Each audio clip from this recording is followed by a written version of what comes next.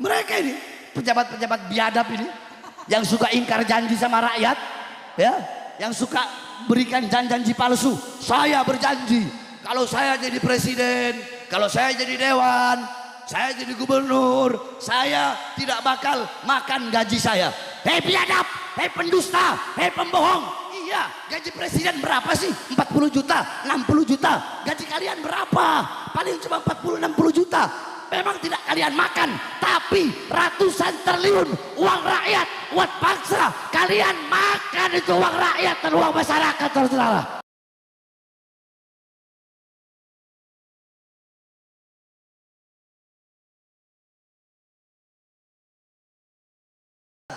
Jadi orang itu jangan fanatik buta. Fanatik buta itu pinter ngomong tapi nutup mata, nutup telinga. Itu orang goblok namanya itu. Jadi kalau salah ya tetap salah walaupun kawan, walaupun sejalan. Kalau dia salah ya salah ya kita lawan. Nggak adil ya kita sikat, kurang ajar ya kita sikat. Betul. Nah, saudara-saudara sekalian, kenapa saya sampaikan ini? Saya sampaikan ini karena saya perhatikan dari dulu sampai sekarang itu, ya, para pejabat-pejabat itu yang pakai dasi itu, mereka para pejabat-pejabat, ya, mau calon presiden kek, mau gubernur kek, mau dewan kek, mau wali kota kek, mau bupati kek, mau apa lagi di bawahnya, camat, lurah, kepala desa, mereka kebanyakan para pejabat butuh sama rakyat kalau ada maunya doang. Betul.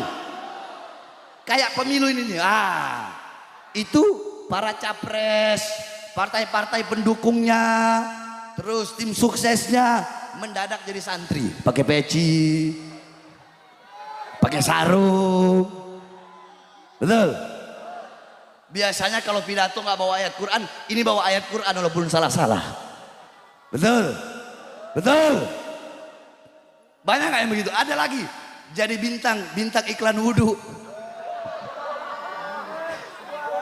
Ya perempuan, ya istri-istri mereka mendadak mak banteng pakai jilbab mak banteng.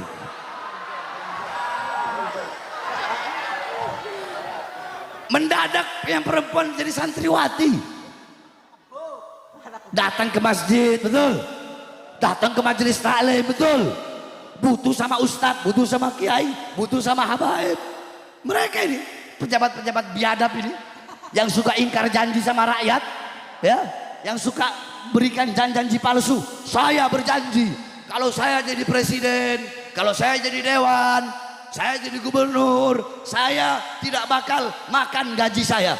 Hei biadab, hei pendusta, hei pembohong. Iya, gaji presiden berapa sih? 40 juta, 60 juta. Gaji kalian berapa?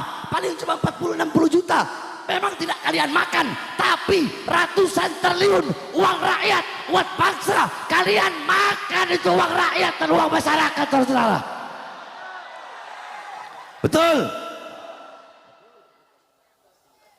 Jangan kalian jangan mentang-mentang punya pangkat, punya jabatan. Oh, saya jenderal, saya panglima TNI, oh saya kapolri, oh saya presiden, oh saya menteri. Gak ada urusan. Hei, jangan bangga dengan pangkat kalian, jangan bangga dengan jabatan kalian, karena pangkat dan jabatan kalian dari kami rakyat. Saya tanya, jawab yang keras, masyarakat Banjarnegara.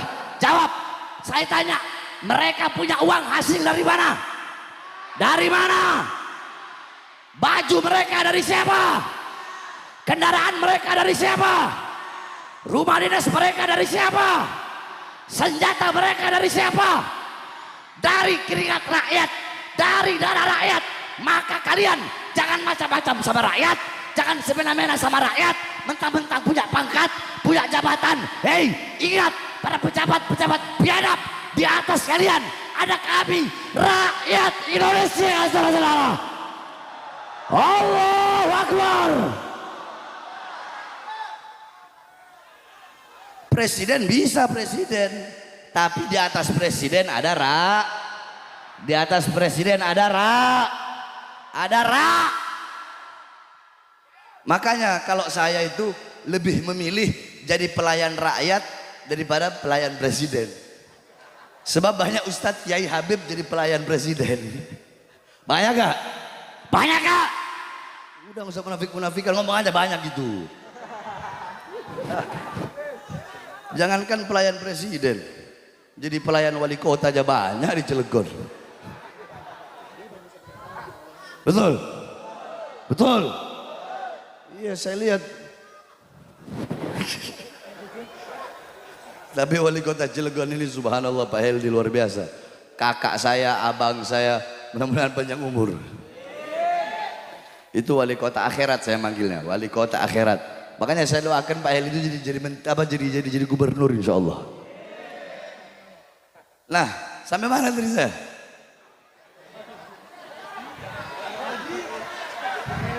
Iya, jadi pejabat sekarang itu butuh sama rakyat kalau ada maunya dong. Suka ngasih janji palsu sama rakyat, betul? Ada yang masuk gorong-gorong? Ada nggak? Keluar gorong-gorong jadi presiden. Masuk pasar, keluar pasar jadi presiden. Mukanya polos, otaknya iblis. Banyak gak? Banyak gak? Saya berjanji memakmurkan rakyat, mensejahterakan rakyat. Hei, rakyat mana yang makmur? Rakyat mana yang sejahtera? Yang makmur bukan rakyat, yang sejahtera bukan rakyat. Saya tanya, pengangguran makin banyak, betul? Pengangguran makin banyak, betul?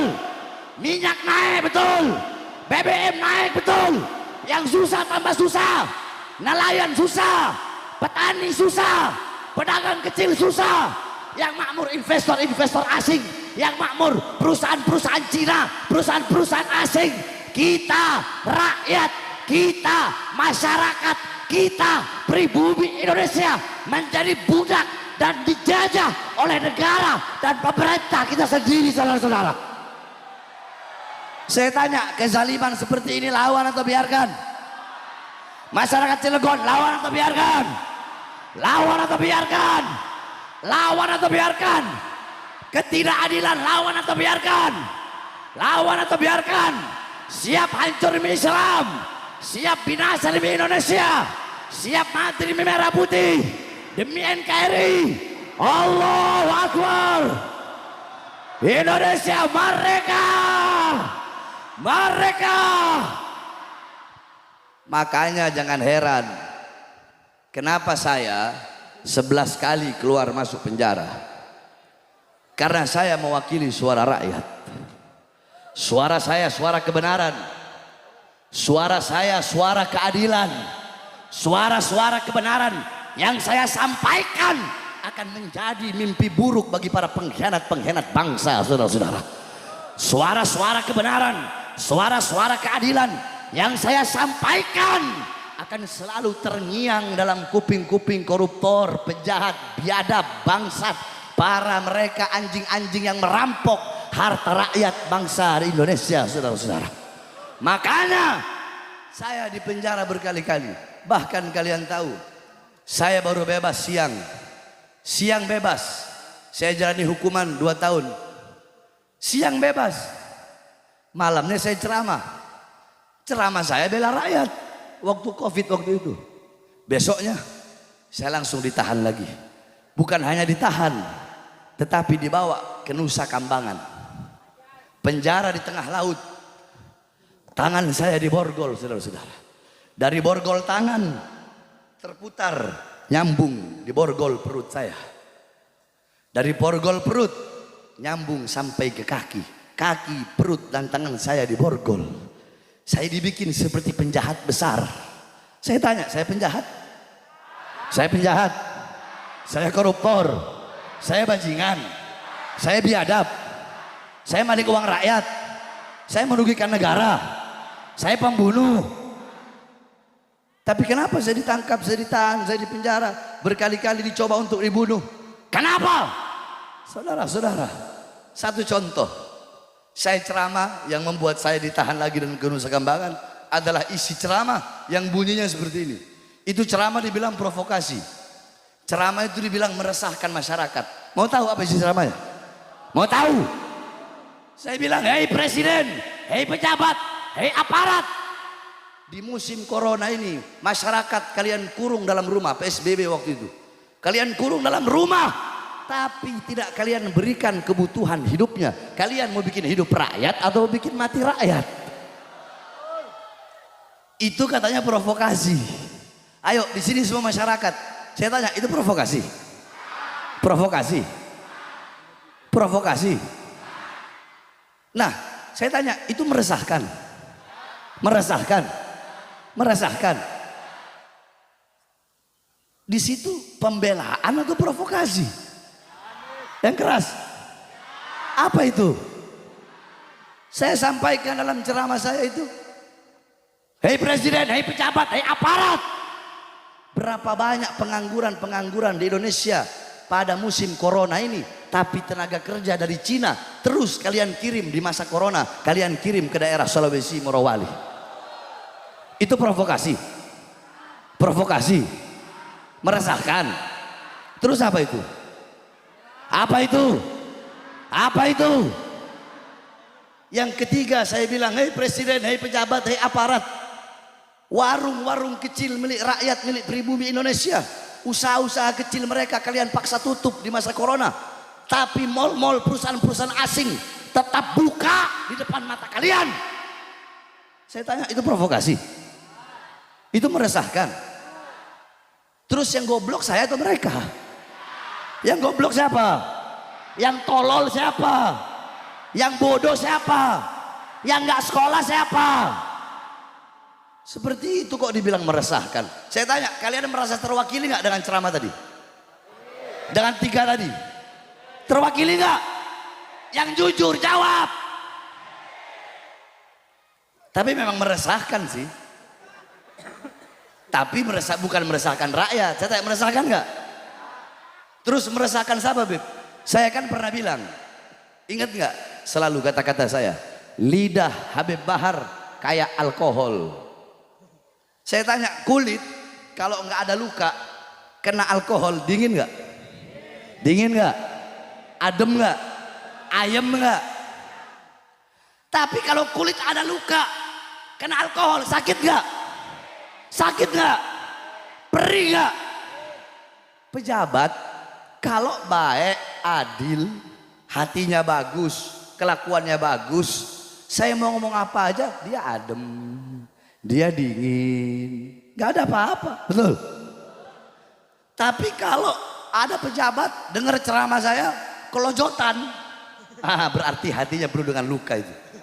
Hatinya nggak bener, hatinya rusak, pengkhianat bangsa, penjahat, biadab. Itu mereka itu.